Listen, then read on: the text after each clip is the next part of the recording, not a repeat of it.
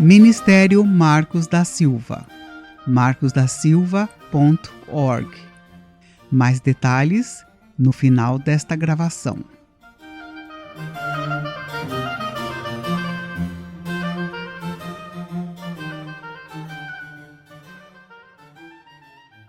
Série O Sermão da Montanha. Estudo número 62. As nossas preocupações, os problemas do dia a dia. A dura realidade que todos têm que admitir é que a vida não é fácil. Muitas vezes pensamos que algumas pessoas que conhecemos não enfrentam nenhum problema no seu dia a dia e que para elas a vida é bem fácil. Mas lhe garanto que este é um pensamento completamente distante da realidade. A vida é difícil para todos. Obviamente, as pessoas não enfrentam os mesmos tipos de problemas sempre no mesmo instante e na mesma intensidade, pois não fazemos parte de uma gigantesca família de siameses agarrados e enfrentando as batalhas da vida em conjunto. Mas ainda que sempre varie de pessoa para pessoa, o fato é que todos nós temos uma carga a ser carregada. Foi baseado neste fato que Jesus nos disse estas incríveis palavras. Verso: Não vos preocupeis, portanto, pelo dia de amanhã, porque o dia de amanhã se preocupará por si mesmo. Basta a cada dia o seu mal. Mateus 6, 34.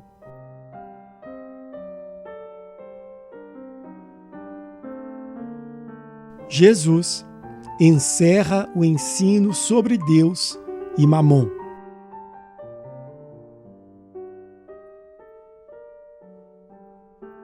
Com este versículo sobre o dia de amanhã, Jesus encerra um outro bloco do Sermão da Montanha.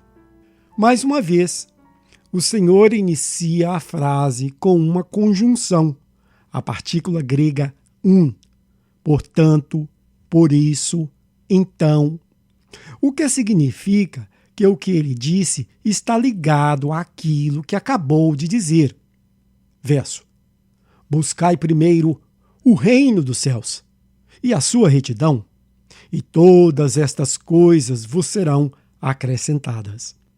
Mateus 6, 33.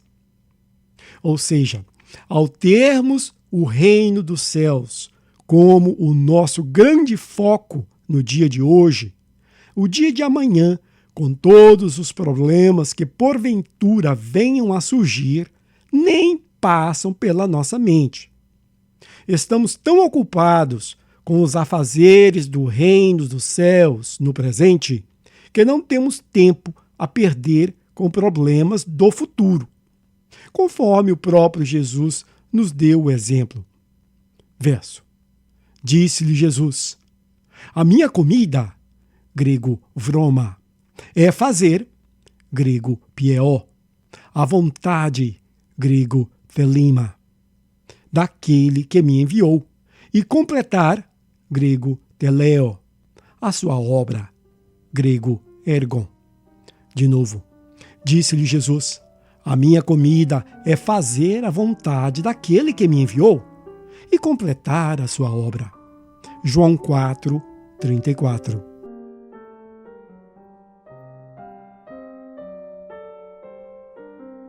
A seriedade do reino dos céus.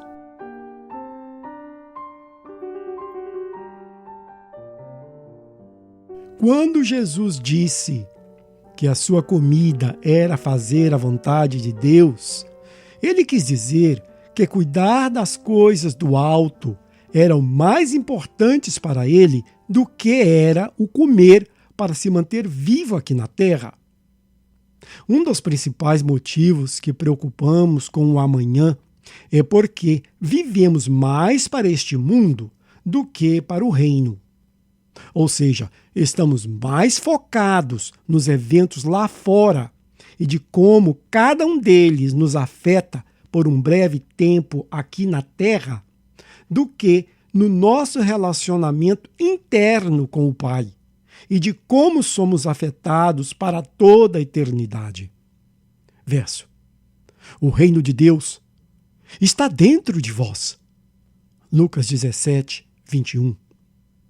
Para Jesus, o comer, o beber, o dormir, o vestir e tudo aquilo que tem por finalidade nos manter vivos neste mundo presente eram simples necessidades básicas. Não existia em Cristo a menor preocupação quanto às coisas necessárias para a manutenção do corpo.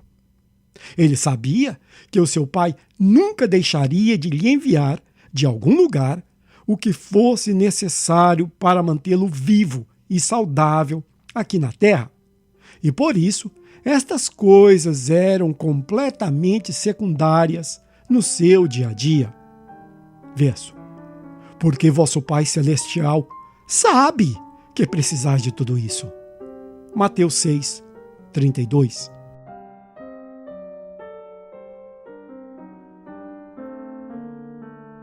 Duas profecias, 2 homens, 2 reinos.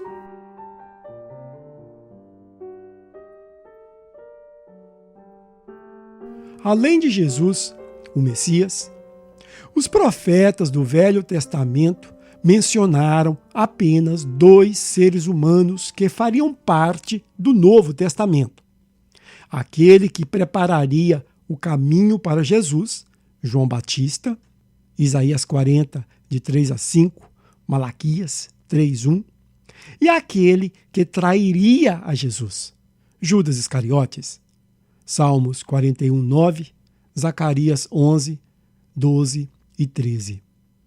Este segundo homem, Judas, foi um homem cujo foco era o reino presente. Se preocupava com a sua situação no amanhã, e este foi o motivo que fez o que fez. Verso: então, um dos 12, chamado Judas Iscariotes, foi ter com os principais sacerdotes e disse: que me dareis para que eu vos entregue? E eles lhe pesaram 30 moedas de prata. E desde então buscava ele oportunidade para o entregar. Mateus 26, 14 a 16. Já o primeiro homem, João Batista, tinha como foco o reino dos céus. De fato, João desconsiderava por completo tudo aquilo que este mundo atual pode oferecer, ao ponto de optar por passar os seus dias isolado, meditando e se concentrando na missão que Deus lhe confiou. Verso: naqueles dias apareceu João, o Batista, pregando no deserto da Judéia, dizendo: arrependei-vos, grego metanoeo, porque é chegado o reino dos céus, grego vacílio ton uranon. Porque este é o anunciado pelo profeta Isaías, que diz: voz do que clama no deserto, preparai o caminho do Senhor, grego Kyrios, endireitai as suas veredas. Ora, João usava uma veste de pelos de camelo e um cinto de couro em torno de seus lombos, e alimentava-se de gafanhotos e mel silvestre. Mateus 3, de 1 a 4.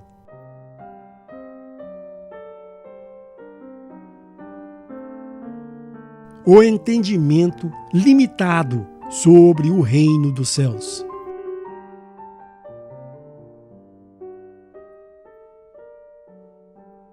Quando lemos e ouvimos a respeito do reino dos céus, o que normalmente entendemos é simplesmente que este será o local que viveremos quando deixarmos o mundo atual. À primeira vista, temos a ideia de que este reino dos céus, do qual Jesus tanto falava, é apenas um sinônimo de céu, uma forma mais elaborada de se referir à nossa morada permanente, seja no céu ou na nova terra. Apocalipse 21:1, Isaías 65:17, onde voltaremos à época em que existiam reis, príncipes, cortes, súditos e demais componentes de um reinado, sendo que a única diferença é que, em vez de termos seres humanos sentados no trono, teremos o próprio Deus e Jesus, conforme nos disse o apóstolo João. Verso: E houve no céu grandes vozes, que diziam: O reino do mundo passou a ser de nosso Senhor e do seu Cristo, e ele reinará pelos séculos dos séculos. Apocalipse 11:15.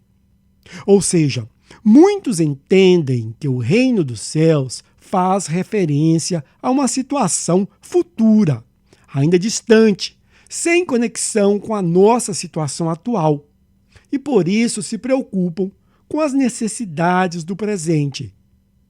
Sim, todos sabem muito bem que no céu tudo é perfeito. Sabem que lá nada de mal ocorre aos seus residentes. Sabem que lá tudo é de graça. Sabem que lá ninguém fica doente. Tudo lindo e maravilhoso. Mas isso é lá, e não aqui. Aqui, muitos pensam, é outra conversa. Aqui é cada um por si. Aqui é só luta após luta, sofrimento após sofrimento. Aqui é cobra engolindo cobra. E por isso se preocupam com o amanhã.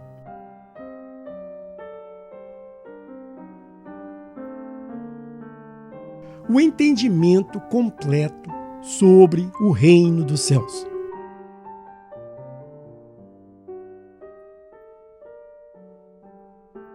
Notemos qual era a mensagem de João Batista a respeito do reino. Verso: Arrependei-vos, porque é chegado o reino dos céus. Mateus 3:2. O verbo, muito bem traduzido como é chegado por algumas bíblias, grego ergizo, está no presente do indicativo e, infelizmente, foi traduzido como está próximo ou similar pela maioria das demais traduções, tanto no português como no inglês. A expressão está próximo é demasiadamente vaga e não possui o peso correto daquilo que o Batista queria dizer quando relacionava a chegada do Messias com o reino dos céus. Jesus já havia nascido e, portanto, o reino dos céus já havia chegado em forma humana. Isaías 9, 6 e 7. Quando optamos em viver para o reino, não estamos tomando uma decisão que apenas nos afetará no futuro, depois do juízo final, quando finalmente chegarmos ao nosso lar permanente com Jesus. João 14:3. Mas sim, no presente. O reino dos céus já chegou e nós, que aceitamos a Jesus como o nosso Rei e Senhor, nós que vivemos em obediência aos seus mandamentos, João 14:15, 1 João 3:22, recebemos a proteção do Rei hoje mesmo. A parte futura do reino dos céus será maravilhosa, ninguém duvida disso. Mas igualmente maravilhosa é a certeza de que Jesus já reina na nossa vida. E, portanto, não temos a menor necessidade de permitir qualquer tipo de preocupação na nossa mente. De fato, nos preocupar com o amanhã é uma atitude ofensiva aos olhos de Deus, pois é o mesmo que dizer que não confiamos por completo no seu cuidado para conosco. Verso: olhai para as aves do céu, que não semeiam, nem colhem, nem guardam em celeiros, e vosso Pai Celestial as alimenta. Não valeis vós muito mais do que elas? Mateus 6, 26.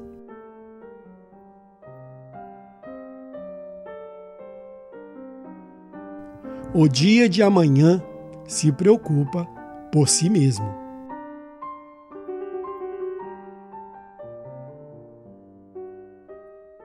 Jesus segue este ensinamento utilizando de uma expressão antropomórfica.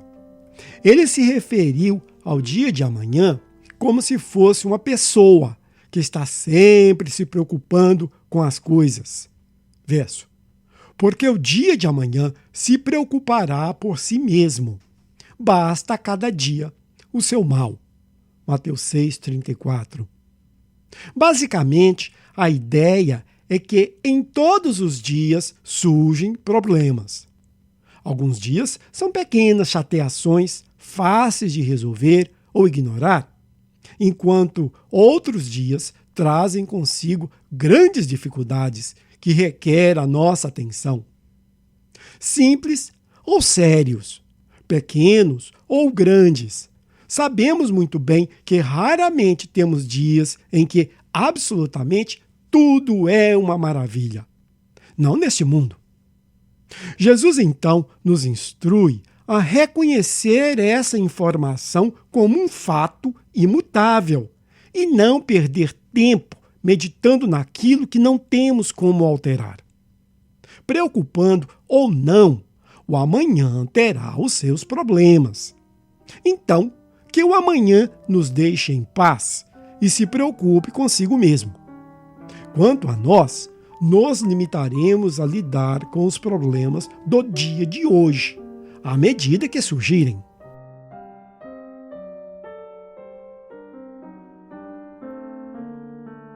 Os problemas que nunca surgirão.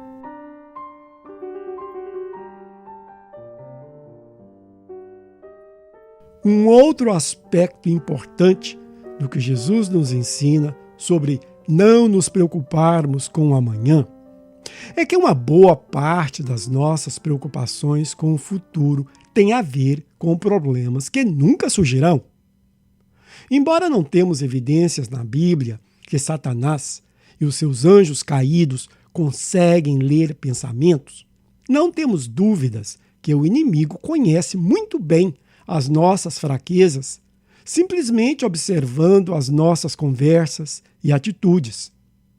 Os demônios exploram a nossa falta de fé e confiança em Deus, 1 Pedro 5,8, nos bombardeando com sugestões negativas sobre o mal que nos espera nos dias que virão. Porque eles mesmos não têm paz de dia ou de noite, os demônios não querem de forma alguma que tenhamos paz aqui neste mundo. E a forma que conseguem roubar a nossa paz é através das suas mentiras de que coisas horríveis estão para nos acontecer muito em breve, a menos que façamos alguma coisa. Essas mentiras envolvem todas as áreas da nossa vida: saúde, finanças, relacionamentos, etc.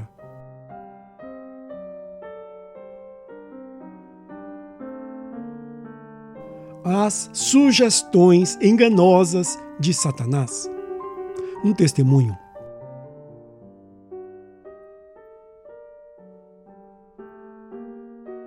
Quando escrevo sobre preocupações com problemas que nunca irão surgir, me recordo de uma reunião anual de avaliação com a minha supervisora tempos atrás, em que o inimigo já estava trabalhando na minha mente com as suas mentiras por vários dias antes da data marcada. A reunião, detalhe por detalhe, era encenada continuamente na minha cabeça. E em cada uma destas exibições teatrais, o final só piorava. Na minha fraqueza, Eu procurava argumentos que pudessem amenizar o horrível desfecho que já era praticamente garantido. Seria despedido em completa vergonha e humilhação. Quando finalmente entrei naquele escritório, o nervo estava à flor da pele. Sentei-me e ela me deu um papel para assinar. Eu nem conseguia ler direito, tamanho temor que me assolava. Estava para assinar, quando ela insistiu que eu lesse. Foi quando vi que o documento consistia todo de elogios. Terminada a avaliação, ela me parabenizou, me revelando confidencialmente que eu era o seu melhor funcionário e que o meu aumento salarial era o maior do departamento.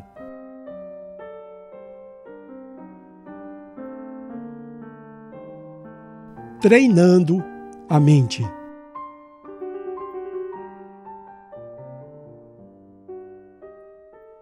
Escrevendo à Igreja de Roma, o apóstolo Paulo exortou os cristãos a permitirem que Deus transformasse a sua mente para que assim a perfeita vontade de Deus fosse feita.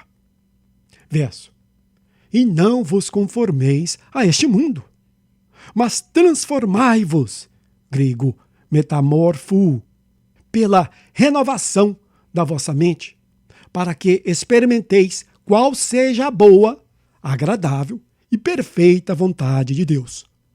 Romanos 12:2. O verbo usado por Paulo e traduzido como transformar é a raiz da conhecida palavra metamorfose. No contexto de preocupações infundadas, as palavras de Paulo nos ensinam que devemos rejeitar este tipo de ataque para que assim a nossa mente se acostume a não perder tempo com as sugestões mentirosas dos demônios. O não vos conformeis a este mundo nos ensina que a contínua preocupação com o amanhã não faz parte da vida daqueles que já vivem o reino dos céus nos dado em Cristo. Mateus 25:34. Mas sim daqueles que não têm a Deus como Pai e, portanto, são órfãos espirituais. Verso: Pois a todas estas coisas os gentios procuram. Mateus 6:32. Ou seja, se aceitarmos passivamente todo o temor, toda a preocupação por coisas que ainda não aconteceram, que o inimigo quer enfiar na nossa mente, estaremos o tempo todo em uma luta espiritual e nunca poderemos gozar da paz que Jesus quer nos dar ainda aqui nesta terra. Verso: Deixo-vos a paz, grego irine, a minha paz vos dou, não vou lá dou como o mundo, grego cosmos, a dá. Não se turbe o vosso coração, nem se atemorize. De novo: Deixo-vos a paz, a minha paz vos dou, eu não vou lá dou como o mundo a dá. Não se turbe o vosso coração, nem se atemorize. João 14:27.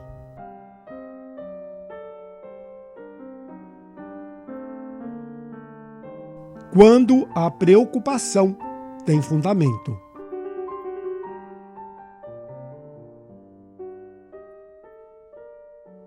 Não poderia terminar este estudo sem mencionar que, de fato, existem situações na vida quando temos toda a razão de nos sentir apreensivos com os eventos que estão ocorrendo ou que estão para ocorrer.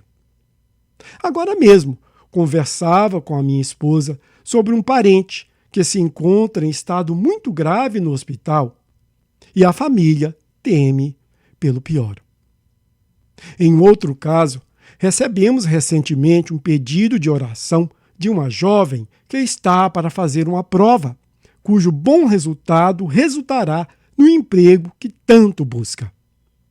Em ainda outro caso, pai e mãe estão considerando mudar do Brasil para a Europa para ficar com a filha que precisa deles. Diferentemente do meu testemunho que escrevi 2 parágrafos acima, todos estes casos são reais e não invenções do inimigo. Com estas palavras no Sermão da Montanha, é óbvio que Jesus não está censurando o tipo de preocupação que todas essas pessoas mencionadas estão passando. Existe espaço na vida do verdadeiro cristão para uma certa dose de preocupação, mas com moderação e desde que sabemos se tratar de fatos.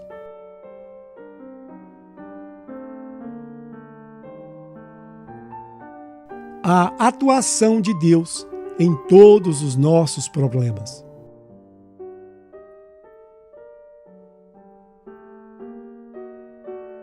Queridos, independentemente do tipo de preocupação que surgem na nossa mente, se baseadas em fatos ou simplesmente sugestões mentirosas de Satanás, devemos considerar todas elas como fazendo parte da grande batalha espiritual que todos nós enfrentamos. Verso. Pois não é contra carne e sangue que temos que lutar, mas sim contra os principados, contra as potestades, contra os príncipes do mundo destas trevas, contra as hostes espirituais da iniquidade nas regiões celestes. Efésios 6:12. Se esquecermos deste importantíssimo detalhe, começaremos a maquinar soluções meramente físicas, que no final não contribuem nem para uma real solução e, o pior, nem para o nosso crescimento na fé. Se, no entanto, considerarmos a fonte das nossas preocupações dentro do contexto da batalha espiritual, naturalmente procuraremos em Deus e não em nós mesmos por uma solução. Verso.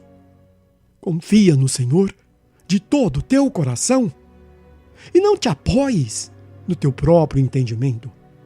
Provérbios 3:5.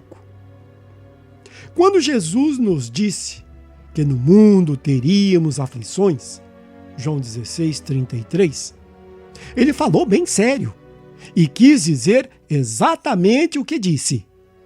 Neste mundo teremos aflições. Mas neste mesmo verso, ele também nos disse que devemos nos animar, porque ele já venceu o mundo.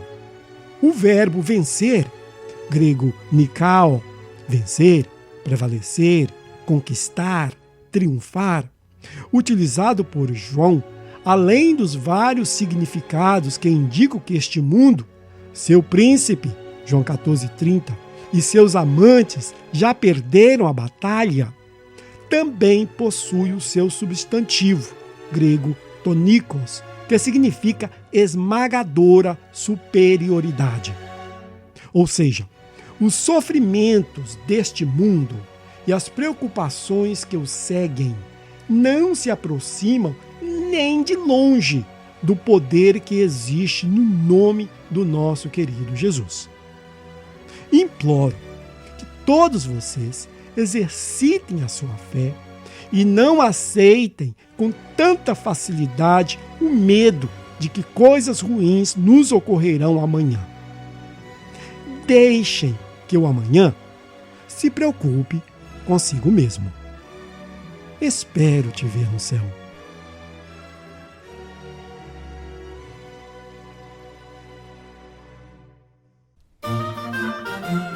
Ministério Marcos da Silva. Acesse o nosso material gratuitamente no site marcosdasilva.org. O endereço do site é markusdasilva.org.